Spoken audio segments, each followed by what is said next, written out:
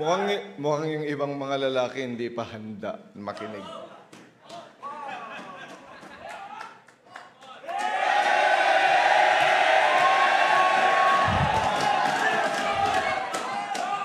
Bakit pag dumadating si Pacquiao, nagtatayuan kayo? Pag preacher na, ayaw nyo. Ulitin natin.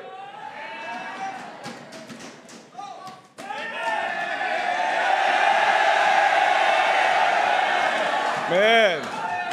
Salamat po sa mga lalaki na nakikinig. Pero bakit doon sa likod walang tumayo?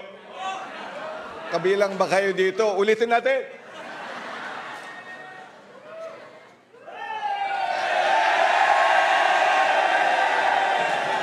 Amen.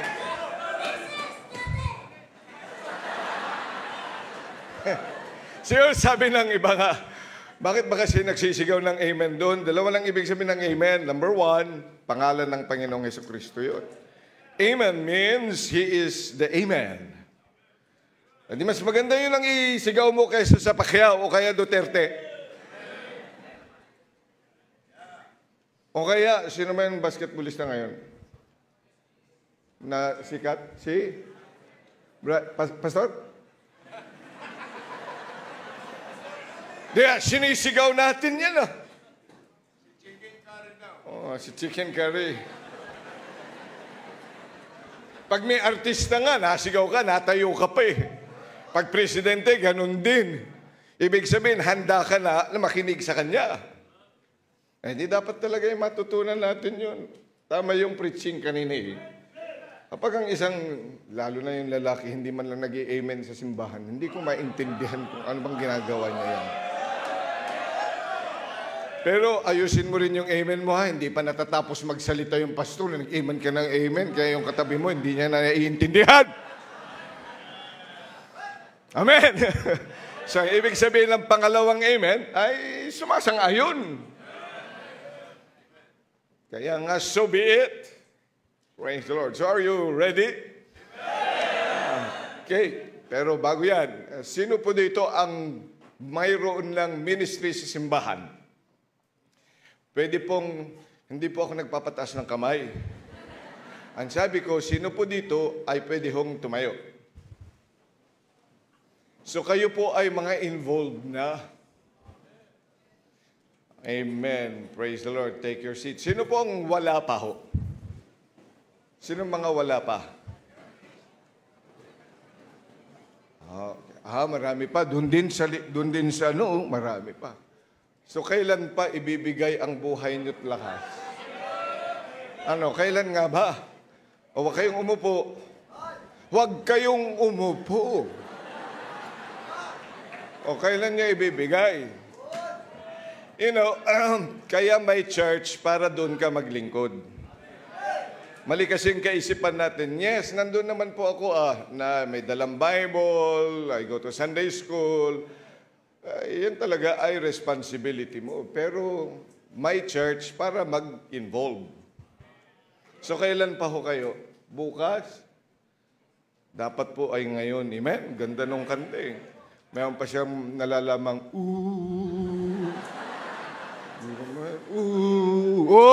oy! Kailan pa? Uy! Kailan pa, uy? Amen. Take your seats. Sino pa yung mga matagal nang naglilingkod dito? 30 years pataas. Mga bata pa. 20 years hanggang 30.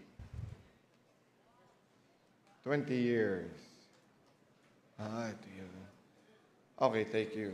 Mga 11 to 20, or 11 to 19 years. 10 to 19 years. Okay, take your seats.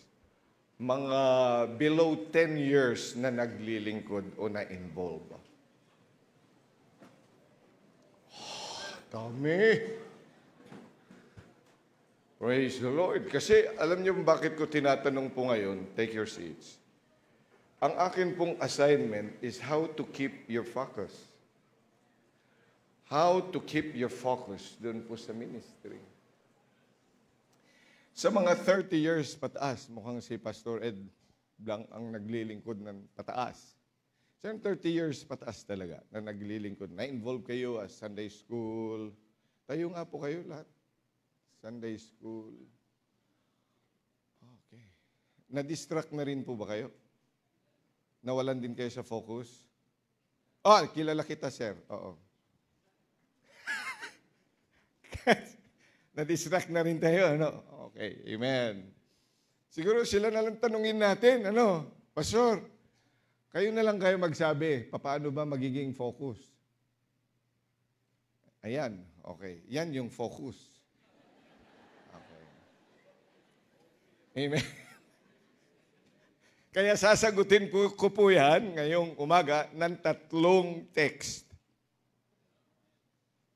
Kasi sabi, kailangan maging focus tayo sa Bible. So, it's the Bible that I'd like you to memorize and use it as our sword in the next few years. Amen? Kasi yun din po yung naging pagpapala sa akin.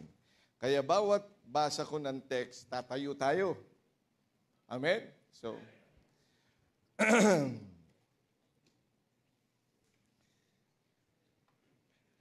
ninenervyos po kasi ako eh.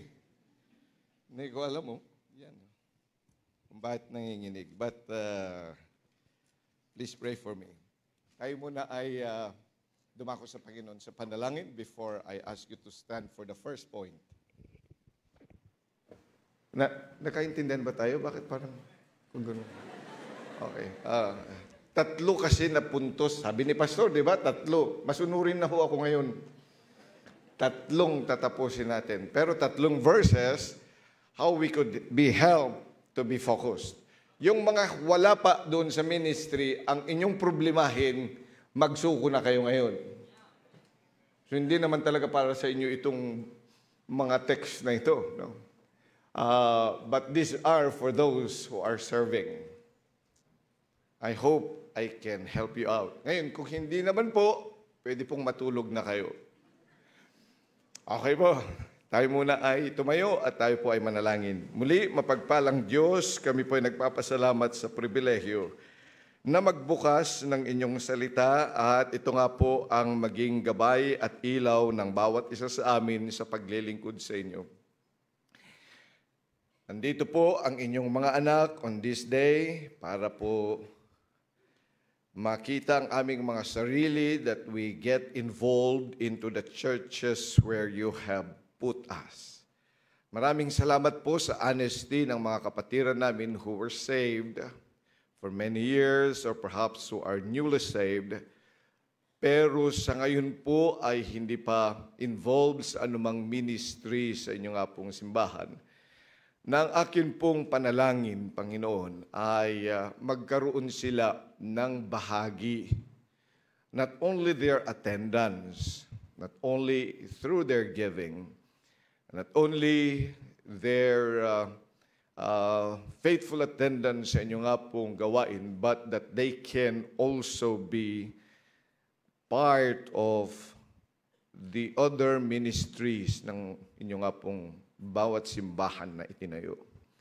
At ganoon din po, Panginoon, sa mga naglilingkod na alam ko po that there are many hurdles, there are many challenges sa amin pong mga sarili, sa amin pong buhay, sa kondisyon, sa amin pong mundo na kinagagalawan, and also the instigation of the world, Satan, and even ourselves. This serve as always a destruction because we are still in this world. Kaya nga po hinihiling ko na makatulong nga po ang inyong lingkod sa bawat isa that we can indeed keep our focus. And may the light of your scriptures be our light, and may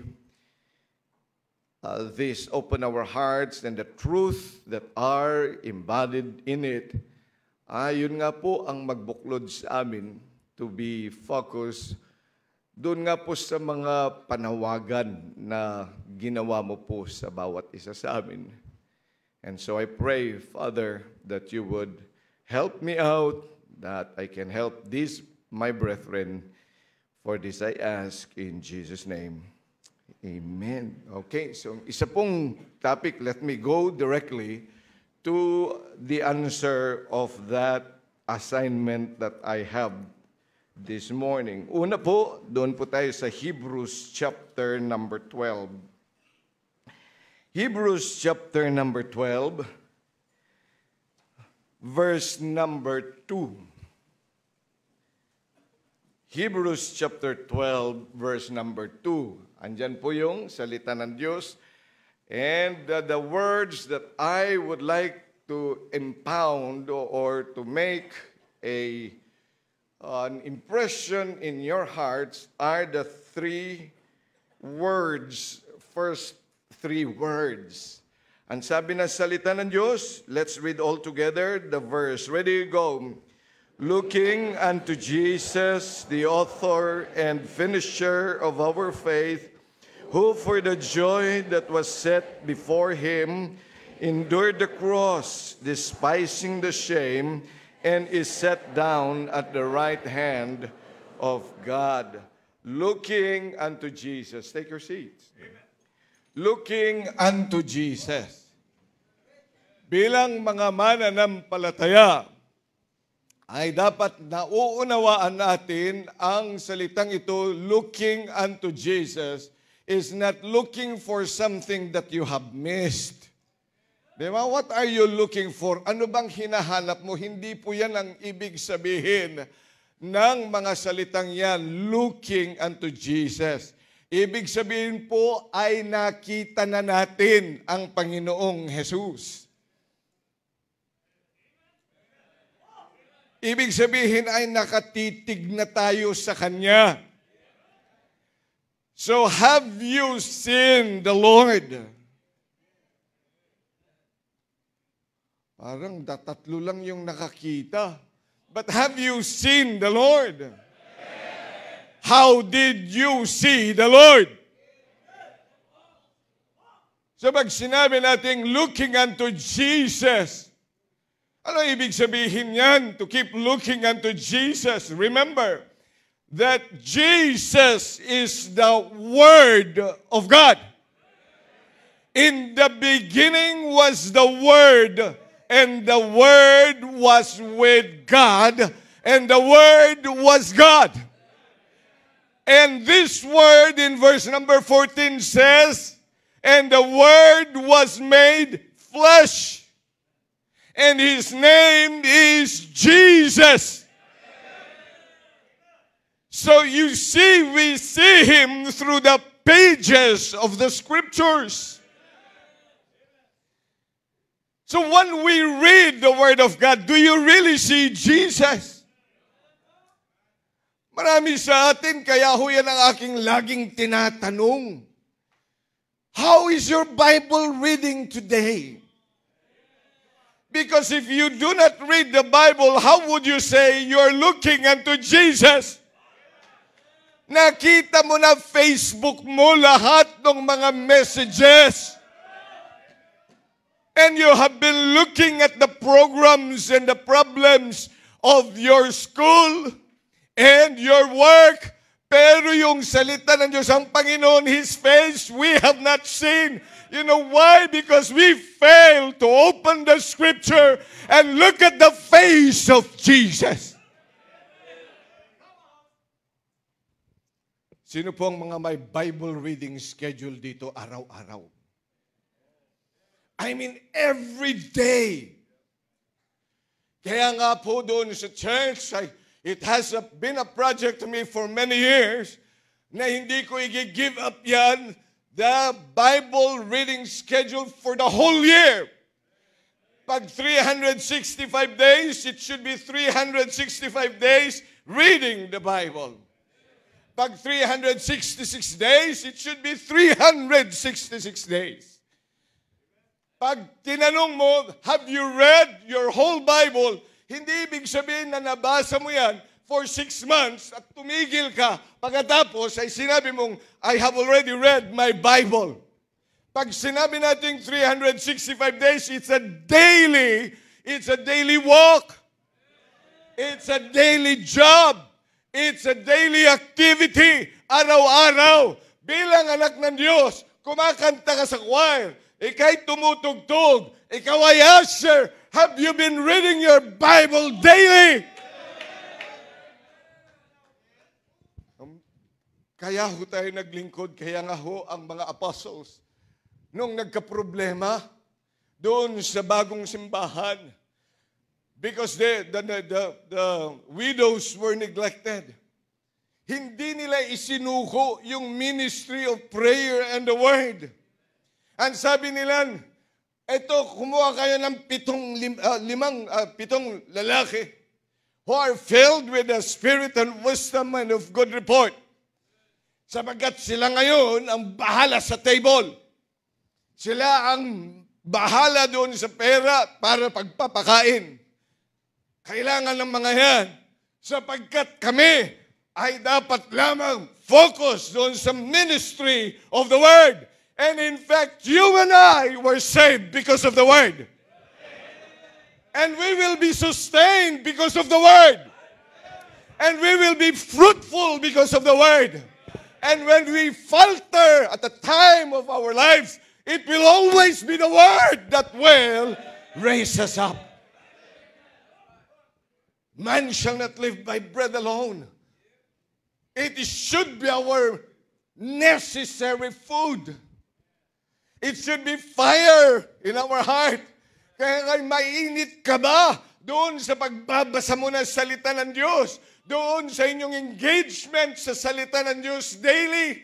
Na ikay meron pang time, not only have time for preaching on a Sunday or a Wednesday or a devotion, but you would like to add up a preaching and then listen again to a preaching. Mapalad-palad nga ho tayo kahit tayo nasa bahay. We can still switch on our radios. Pagkatapos o kayo yung atin pong mga cellphones, nandun ang mga preaching ng mga pastor. Pero lang sa atin ang merong time para diyan. Kaya nawawala ko tayo. Kailan ka ba na-encourage mag-member ng choir? Di ba nung marinig mo ang preaching? Kaya nawawala tayo sa focus kasi ang lamig na natin doon. Kaya maganda itong involvement na ito eh. That everybody else will have to listen to the Word of God. Dahil dito ang nagpapait, walang ibang magpapainit sa atin sa gawain ng Diyos, kundi ang pangangaral ng salita ng Diyos.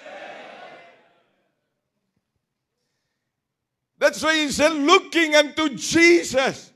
It is a constant glaze or a constant looking at the very Word of God. Dapat talaga po ay doon tayo nakafocus. Look, when we look at the Word of God, makikita natin dito that from Genesis to Revelation, it all speaks about Christ. Bago nga yung Hebrews chapter number 12, di ba? May Hebrews chapter 11. At sinabi doon sa verse 1 ng Hebrews chapter 12, we have a great cloud of witnesses. You see, our great forefathers in the faith were looking unto Jesus. Kaya sila'y nakatapos doon sa kanilang mga kurso that they died just looking unto Jesus. Marahil yung mga pangako na binigay sa kanila ng Diyos ay hindi man nakamit sa kanilang buhay pisikal. When God said to Abraham, you shall be a father of many nations, nakita ba niya yung mga anak niya? Nakita ba niya yung a great nation? Wala ho. Wala sa niyang hinagap. In fact, maraming mga taon pa ang lumipas. Patagal na siyang patay. Hindi niya nakita yung great nation na yun. But he saw Jesus. Even Cain. Tinan po ninyo yung witness ni Cain. Abel. Verse number 4. By faith Abel offered unto God a more excellent sacrifice than Cain, by which he obtained witness that he was righteous, God testifying of his gifts. By it he, being dead, yet speaketh. Kapag hindi ka talaga pa masyadong alam yung details dito, paano yung, why, bakit siya, paano si Jesus yan? Remember that in the Garden of Eden, nung nagkasalat si Adan at saka si Eva, itinuro na ng Diyos kay Adam at saka ni Eve that there is a lamb that is to be slain. At bawat gagawin natin ay dapat nakatuon, nakabase doon sa bloodshed of Christ, of that innocent lamb that was slain para lang magkaroon sila ng damit. They tried to make their own clothing, pero ayaw, hindi tinanggap ng Diyos. I need a pure clothing. I need a pure and a godly clothing.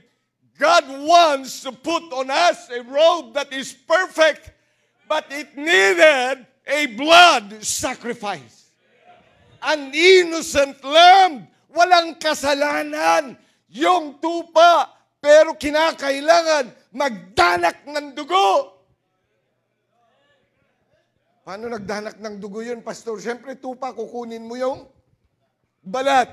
Pag kinuha mo ba yung balat, hindi magdadanak ng dugo?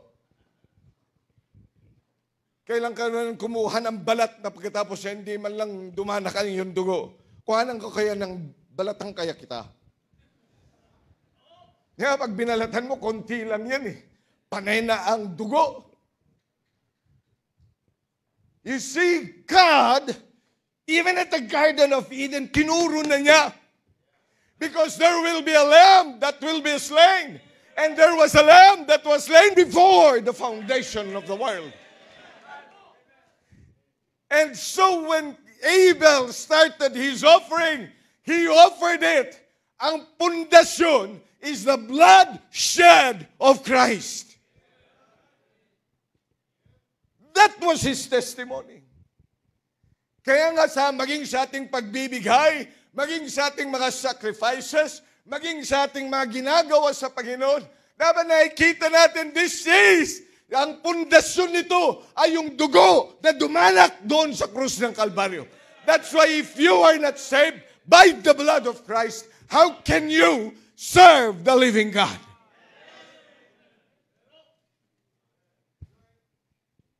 Doon pa lang. Kaya maging sa pagbibigay nga, ganun yan eh. Oh, ang laki ng binigay mo. Pero dapat ang pundasyon yan, this cannot even match to the blood, to the holy blood of my God. Ano ang sakripisyo sa pagpapractice ng choir? This cannot even match the blood that was shed at Calvary. Kaya tayo nasisinsay, kaya tayo nanlalamig, kasi nga po ay naaalis yung tingin natin doon sa sakripisyo ng ating Panginoon. From the start, yun ang itinuro. Pagkatapos ngayon, dahil sa maraming mga pagbabago, well, I can serve God in the other ways. I can serve God in this place. I can serve God. Ang daming mga turo na bago. But Abel kept the teaching that he has received from his parents. That I have to sacrifice and serve. Batay doon sa dugo na nadanak para magkaroon ako ng access sa paglilingkod sa Panginoon. Without His shed blood, bakit ka nagkukwit? Ba't marami nagkakwit? Kasi akala nila ay binigay na nila ang lahat-lahat nila. Kailan nyo kapag pinag-uusapan natin ang mga isinukong buhay, Sabi ko, wala naman yun eh. Pangarap lang yan sa akin. Pangarap lang na magkapera, hindi pa nagkakatotoo. Yun lang naman ang isinuko. Isinuko ko lang yung pangarap ko maging presidente. Isinuko ko lang yung pangarap ko na magkaroon ng maraming pera. Yun lang isinuko. Pero kumpara sa Panginoon, He's already King of Kings and the Lord of Lords. But He became a man. Anong itatama noon? Kaya ano ipagmamalaki ko sa lahat ng aking mga iniwan? Pagkatapos nung medyo mahirapan na doon sa gawain, biglang aalis. Dami ko lang isinuhon, dami kong sakripisyo sa simbahang yan, ha? Dami kong sakripisyo dyan, dami kong mga panahon na hindi natutulog. Mga pagkain na hindi ko kinain, ang pera ko na dapat pambili ko ng lipstick, ay ibinigay ko sa gawain ng Diyos. Pambili dapat yan ng inaasam-asam kong cellphone, binigay ko dahil may commitment na naman si Pastor.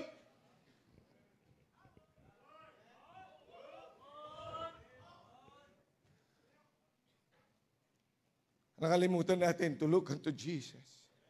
Na ang pundasyon ng lahat ng mga bagay na yan is the bloodshed of our Christ. Yan ang witness nila. Ang witness ni Abraham ay nakita niyan nung tinawag siya paalis doon sa kanyang comfort zone to go to a land. His foundation was Christ being separated from the Father and the Spirit, separated from the splendor of heaven, that He came down. And when He saw, aalis lang ako dito sa ilang taon na yan. But my Christ, from being worshipped with billions of angels, He came down. Umalis siya doon nang walang pagdadalawang isip. Pagkatapos nung ikaw ay maglingkod na, biro mo yung mga isusuko mo. Aalis ka doon, nagdala ka pa, pabalik, ay papunta nung magsuko ka ng buhay, daladala mo pa yung tsupon. Meron ka pang mga iniwan dyan na bridge, baka sakaling kung hindi ako mag-succeed dito, ay nang makabalik naman. Abraham burned all the bridges because he saw Jesus. Biro mo yung, you'll be separated with the other three persons of the triune God. Ikaw, anong separation ang ginawa mo sa buhay mo? Kaya kapag may mga iniiwan tayo, looking unto Jesus. Nakita mo si Moses? Ang witness ni Moses? He chose rudder. What did he choose? Yung reproaches na kanyang tatanggapin was more valuable than the riches of Egypt. Tingnan nyo, Hebrews, ang ganda ng pagkasabi ng salita ng Diyos. Esteeming the reproach of Christ, verse number 26, greater riches than the treasures in Egypt. You see the reproach of Christ. He saw the reproach of Christ. God of gods and the Lord of lords. King of kings became a man. And He was humiliated. At yun ang kanyang niyakap. At ang sabi ni Moses, yes, there is a great plan for me. There is so much riches in Egypt. But like my Christ, that reproach that he has received. Yun ang kayamanan ko. Kaya nga sa mga pag-aglahi na atin pong nararanasan, sa ating pagsunod sa Panginoon, dapat yan talaga yung treasure natin. Ano ba kasi kayamanan mo, kaibigan, kapatid? Ano yung kayamanan mo? Yung touchscreen mong cellphone, yun yung kayamanan mo. Na mamamatay ka kapag hindi at pag kinuha yan. Parang full-time lang na kinuhanan ng cellphone, nag-quit. Buhay na niya yun yung kayamanan niya. Ano, kita natin ang yaman natin is the reproach of Christ. Yung kahihiyan ng Panginoon. Yun ang dapat na kayamanan ng isang Kristiyano. At sa ating paglilingkod, marahil tayo ay mapagtawanan. Yet because we keep on looking unto Jesus, we know that we cannot get out of focus.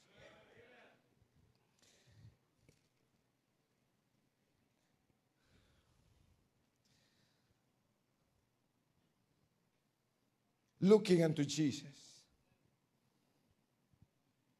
the author and the finisher of our faith. Kumusta ang yung vision, kapatid?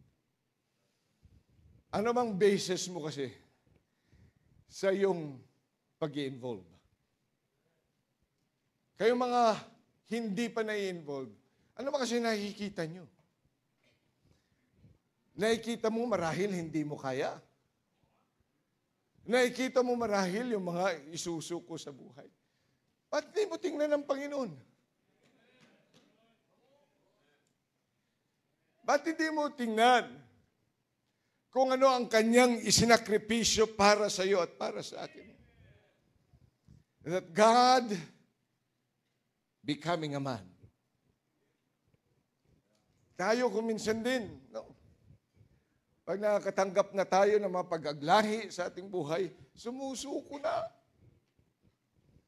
Pag bumabagsak, nahihiya na, there is a blood of redemption.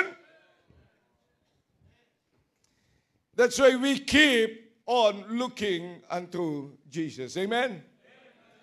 Second point. Mabilis lang ako, Pastor, ngayon. Okay.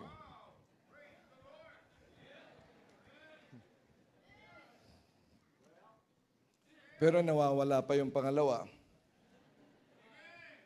1 Timothy. Tayong lahat ay magsitayo. Sabi ko sa inyo. My second. So the first point, how to keep our focus. Okay, second point.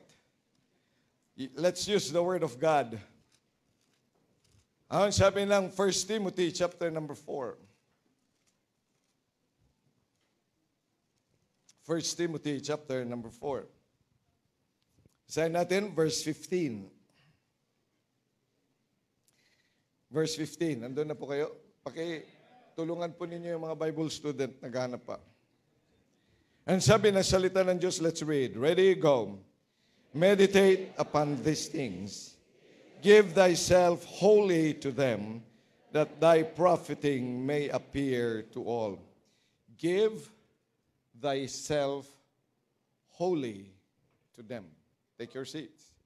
Give thyself wholly to them. Ang pag ikay talaga nag-involve na. Alam mo, dapat ibigay mo na yung buong buhay mo doon. Wala reservation. Wala yung pag pumalpak ito, pag hindi ko nakuha yung gusto ko dito, kapag hindi nakita yung bunga na inaasam ko dito, plan B. May plan B ka. Ang talino talaga ngayon ng tao eh. Oh, sobrang talino na mayroon tayong mga plan A, B, C, D. Hanggang Z. Ay dapat kung ikaw ay naglingkod sa Panginoon, nakita niyo the reasons, the 7 reasons. Connect it, connect the dots. Ibig you see, the calling that we have is the greatest and the highest calling. Sino ka ba in the first place para tawagin ng Diyos? Sino ka ba para pag-aksayahan ng Diyos? O pwede naman siya mag-create ng panibago. Sa tingin mo, ano ba pinagmamalaki mo kasi sa buhay mo? Ay, ako professional pastor, mayaman kami. Ay, kahit pa. Mamamatay ka rin naman eh. Mangangamoy ka rin. Tingnan mo kahit ang bango mo. Kahit na ilang pabango ang gamitin mo, mamaya, mabaho ka na. Nag-toothbrush ka kayon, di ba? Nagmumug ka pa ng mga, ano yung minumug? Listerine. Tapos may baon ka pa ngayong Clorets. Tapos may nilalagay ka pa dyan para pag kayo nag-amen, hindi mabaho, di ba? Pero kahit ilan yung ilagay mo diyan, nangangamoy pa rin naman ah. Oh, tingnan mo. Gumanon ka sa timo mo. Nangangamoy ka rin naman. Kaya huwag kang magmamalaki. Pagkatapos mamaya, mauutot ka rin naman. Kahit ang ganda-ganda mo. Kaya iniipit mo. Oh. Yung iba talaga brown, di ba? Ganun yun eh. Pag nagpalabas na ngayon, brown. Hindi, pastor, ako po, black. Black. Aba, pampira. Ano yan? Dust in the wind. May kasama. Oh, yung iba naman ay, psst. Oh. Ano ba pinagyayabang natin? Sa totoo, we all deserve to go to hell for that matter. Alam mo yung, sa totoo lang, what we deserve is the fires and the flame of hell. Sunugin na lang. Kasi yan lang mga sinusunog, wala na masilbi yan sa harapan ng Diyos. Di ba yung mga basura sinusunog? Mga dumi itinatapon. Walang nagtago ng dumi dito. Ay, ito yung first na uo ng baby. Lalagay natin sa para magandang yan. Lalagay natin sa museum.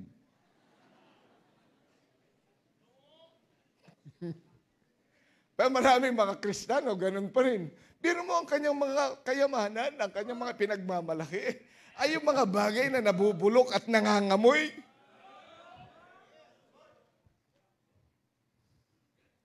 Anong panawagan ng Panginoon, first and foremost, when you called us to salvation? Nung narinig natin ang gospel of salvation, dapat yun na number one sa bawat isa sa atin, na kayamanan natin na kahit kailan ay hindi nawawala. That's why we ought to give ourselves on them. Magmula sa yung talampakan, ano ba ito? Bumbunan.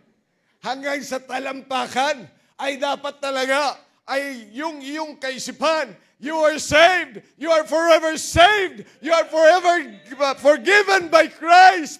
You have eternal life. And that is a great gift. Bakit ba nawawala kasi ang kagalakan mo? Kasalanan lang yun. Your worldliness. Yan ang nagpapaalis sa atin sa kagalakan natin and the appreciation that we have with our salvation. Yung mga kayamanan dito, the comfort of this world. Pag iniisip mo kasi, wala ka naman problema na. Alam mo, may susweldo ka, may ibibigay ka, mayroong ganito at may ganyan, may susuutin ka. Pag wala problema, what happens? Because you have money, because you have power. And then we become so cold about our salvation. Ay dapat hindi ho yan nawawala. We ought to give ourselves unto them. When He called us also into the church. Amen. Pribilehyo, mapabilang ka sa simbahan ng Panginoon. Biro mo na ilagay ka sa katawan ng Panginoon, the that the body of Christ, inilagay ka. Kahit isa kang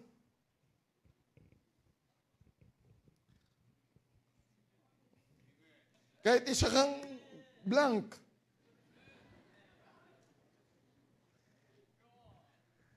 Brad, nakita mo na katawan mo? Gusto mo lahat yan? May gusto kang tanggalin? Alin? Alin ang gusto mong tanggalin? Yung tiyan. Gusto daw niyang tanggalin, pastor, yung tiyan niya. Eh kahit pangit yan, mahalin mo yan. Kasi kung wala kang tiyan, mangyayari. Hindi ka pwede mag-usher.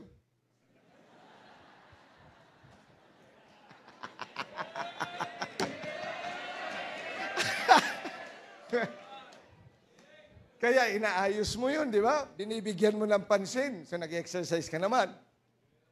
Hindi naman pala, di mag-push up ka at mag-sit up. At kaya ay maglambitin, kagaya ng unggoy. Tingnan mo, may nakita ka bang unggoy na may tiyan? Try mo yun. Aayos yan. Ano, Brad, sama ka? Kahit ngayong mga pinakapangit na bahagi ng katawan, di ba? Inaalagaan natin na. Kayong mga ayaw nyo, mga ilong nyo. Diyan, nilalagyan nyo ng bridge. Lalagay ka ng bridge. Pag ayaw mo yung tangos niya, lagi kang ganyan-ganyan. Tumangos ko ito kasi nung bata pa ako, ang talaga gigaganyan-ganyan mo yan. Ngayon, kapag matanda ka na, ay wala nang pag-asa. Pero baby ka pa lang, ginaganyan-ganyan yan para tumangos. Alam nyo na. Okay. There are many other parts in our body na hindi naman katanggap-tanggap, pero pinagtsatsagaan. Bakit ho? Pribilehyo maging bahagi sa simbahan. Amen? Panawagan nyo ng Diyos eh. Kaya magpasalamat ka, naging miyembro ka ng simbahan. Huwag mong ipagmalaki ako, dapat miyembro dyan. Paano mo pinagmamalaki mo? Noo? Noo. Ano pinagmamalaki mo? Mata? Kanan? Bilang mga anak ng Diyos, ikaw ba'y nagpasalamat na namiyembro ka ng simbahan? Na tinawag ka ng Panginoon sa simbahan? Pagkatapos naging miyembro ka ng orchestra, ano qualification nyo? Ba't ka nagmiyembro ng orchestra? Di ba dapat matangkad? Sabi ng Bible, walang maglilingkod sa templo na kuba, di ba? Na pandak. Bakit? Matatangkad ba kayo? Bawal yan sa templo. Nabasa nyo yan sa Leviticus. Di ba? Nabasa nyo yan sa Leviticus. Ano height mo, Brad?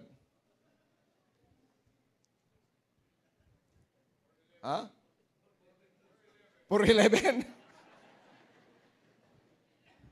Sabi niya, bakit ba kasi ang pili-pili naman ng Panginoon? Bakit kailangan matangkad? Hindi pwedeng hunchback, hindi po pwede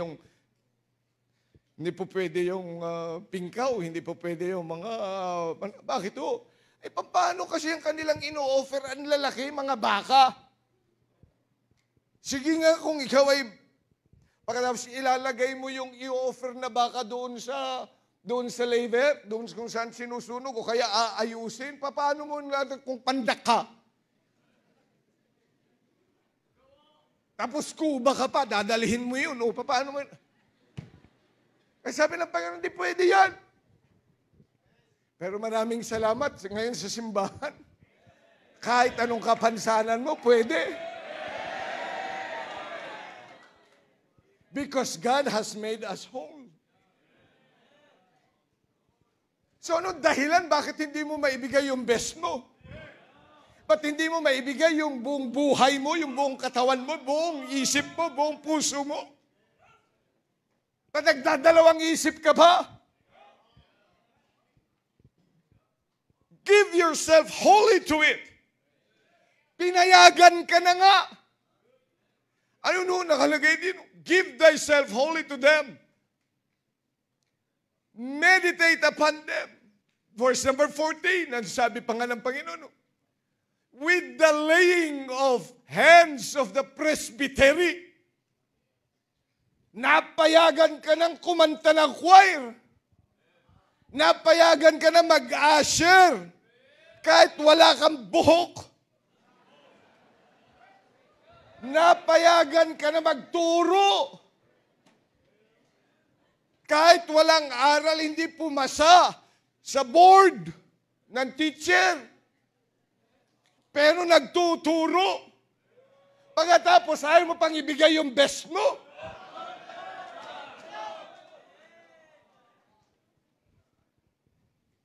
Give yourself unto it. Ano sabi pa niyan? Neglect not. Absent ka pa pag may masama ang loob mo. Do not neglect it. Nakakatuwa, makikita mo, mga kumakanta, matanda na. Ay, ang tinitingnan ko yung choir kanina, pambihira. Ang tagal-tagal na yung mga ito, yung iba pastor, no? Oh, yung iba nga wala na yatang ngipin eh. Pero kumakanta pa rin, sabi ko, napapaluha ako, Panginoon. I like the Spirit. These are the people that we need in the work of God. Yung dumadami, yung mga matatanda, I mean, yung mga tumatanda, yung mga nagkakaedad doon sa, hindi po yung nagiging senior, nagmula sa junior choir, pagkatapos naging miyembro doon, pagkatapos senior choir na siya.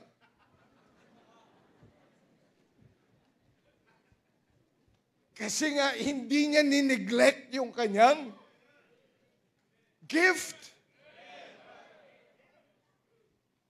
Kahit anong mangyari sa kanyang buhay.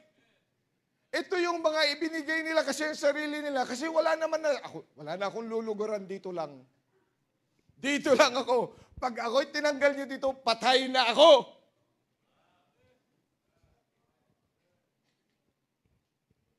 Kaya na out of focus tayo. Kasi may pangarap pa tayong iba. Hayaan mo ang Diyos yung mag-promote sa'yo. Amen. Bilang mga anak ng Diyos, let us give ourselves unto it. Neglect not. And then He said, take heed to yourself. At dapat kasi meron kang self-discipline. Self-regulation. Huwag mo na hayaan na sila ang laging pumupuna sa'yo. Pwede ba, punain mo rin yung sarili mo? Ang galing mong mamuna sa iba, oy, ba't ka late? Pareho lang man ka tayo Nauna ka lang ng 1 minuto Punain mo naman sarili mo.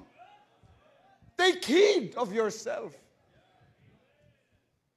Because you have given yourself unto it.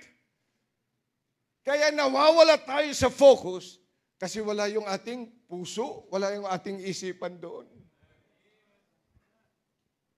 Bakit hindi ka tingnan nyo yung mga choir, di ba? Nagme-memorya sila. Pero may Chinese din kung minsan, Yung parang sa telenovela, nakabuka na yung bibig ng iba, siya nakaganyan pa. Yan yung Tagalog, nakaganyan na pero sila, ganyan pa yun. Meron kami member na kaganyan noon kasi matanda na siya.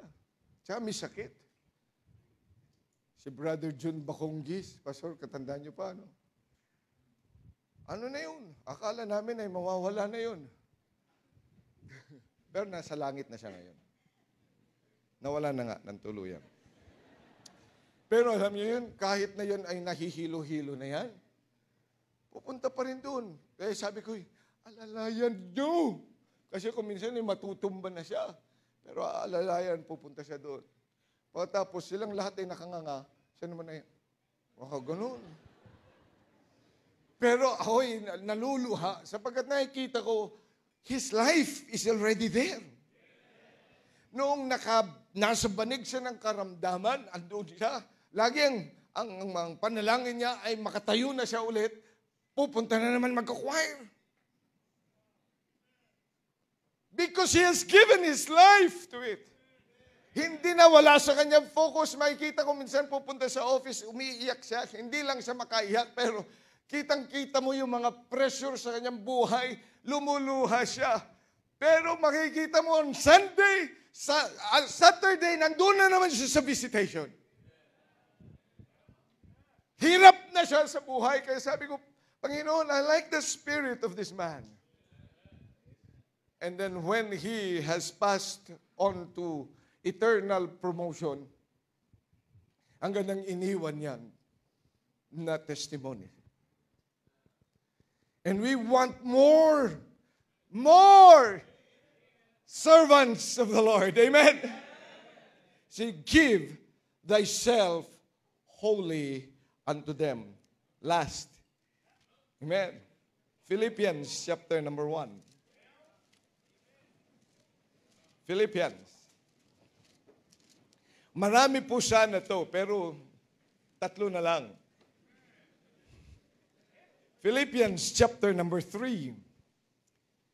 Sabi, verse number 17. Andun na po kayo? Brethren, I count not myself to have apprehended, but this one thing I do. There is that one thing I do. Sa dami kasi alam mo bakit ka na-auto-focus? Dami mong ginagawa. Dami mong concern.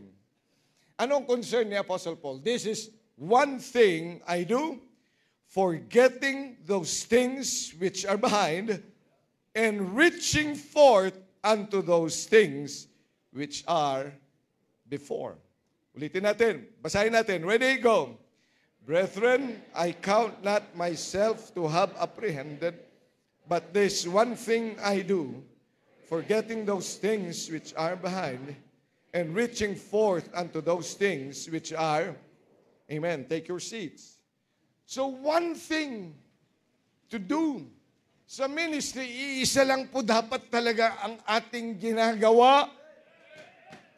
Yung natutuhan mo na whatever is past glory, let it pass. Huwag ka na dong hawak-hawak mo pa rin sa susunod. Iwanan mo na yun.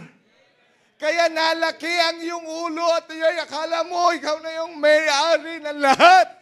Ay paano yung success mo? Dala-dala mo pa rin. Forget it. And then reaching unto those things which are behind. Hindi dahil nagawa mo na, yabang mo na. Marami sa atin kasi yun ang nangyayari. Dahil sa successes natin sa buhay, yun yung dala-dala natin. Kaya kapag tayo po ay dumaan sa pagsubok at mga pag-aglahi, sasabihin mo, kilala mo ba kung sino tong kinakausap mo, ha? Ay hindi ba'y kalimutan mo na yun? Marami sa atin ang out of focus dahil nga sa may kaya. Lahat tayo ay may kaya. May kayabangan talaga. May kaya ka. Lalo na pag meron kang mga tagumpay sa buhay mo. May kaya ka kasi. Lalo na pag may pera ka. May sasakyan ka. Mayroon kang talento. Talentadong Pinoy ka. Lalo na pag ikaw ay laging napupuri, hindi ba? Kaya sabi mo, pag wala ako, wala na yan. Ako ang pag-asa ng bayan. Ay, kapatid, pwede, iwanan na natin yun. Just one thing in the ministry. Whatever we have accomplished today, let it pass. Walang carry over yun. Hayaan mo na. Naibigay na natin ang glory sa Diyos. Let Him get the glory. Amen. Huwag mo nang taglay-taglay yun at gagamitin yun na bala, na alas. Para kapag ikaw ay medyo bumagsak, sabihin, kinalimutan nyo lahat ang aking mga ginawa. Abay, bumagsak ka, di bumagsak ka. Tumayo ulit. Kaya sabi ni Apostle Paul, I have not apprehended yet. Di pa naman talaga ako nakakarating eh. Because this is one thing he does. He learns to forget the things which are behind. And then, again, coupled with it, is reaching forth unto those things which are before. Ayan yung papansin, ganun ang pastor natin. Amen? Kaya, diretso lang. Hindi yung inaamas mo po yung mga accomplishment mo, and then yung pinagmamayabang. Kaya na yun. Because we're still looking forward unto those things which are before. Life has not ended. Our race is not yet ended. Meron pa tayong susungin, meron pa tayong pupuntahan, meron pa tayong gagawin. Kaya sabi ni Apostle Paul, sa ministry, dapat yun ang ugali natin. This is one thing I do in the ministry. Mapalakpakan ako ngayon, forget that. I have to go on. I still have to reach the goal. I have not yet arrived. The same thing when we fail. When we fail ourselves, when we fail others, kung minsan din yun yung ating kabigatan sa buhay natin, kaya hindi tayo makatayo at makatindig at muli gawin yung panawagan ng Diyos sa ating buhay. Sapagkat dala-dala pa rin natin yung guilt. Hindi ba ganyan ay dinala mo na doon sa altar? Hindi ba yan? My sins are gone. Di tumayo ka ulit. Just stand up again. At yun po ang sabi ng Panginoon, forget those things. Come now and let us reason together, saith the Lord. Though your sins be as scarlet, they shall be white as snow. Though they be red like crimson, they shall be white as wool. Nag-reason out na kayo sa Panginoon. Nakipag-usap ka na. Forget it. Now you are going forward.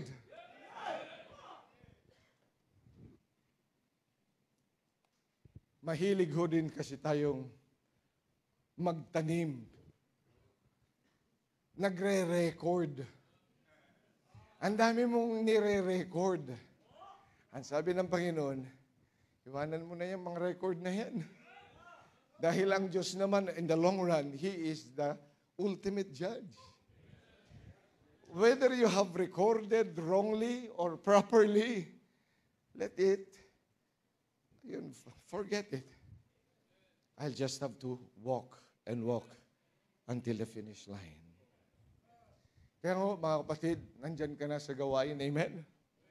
Kaya nakikita mo yung mga matatagal na sa mga gawain. They have been out of focus for many times. I had. Kayo din, Pastor, di ba? Na out of focus din kayo minsan.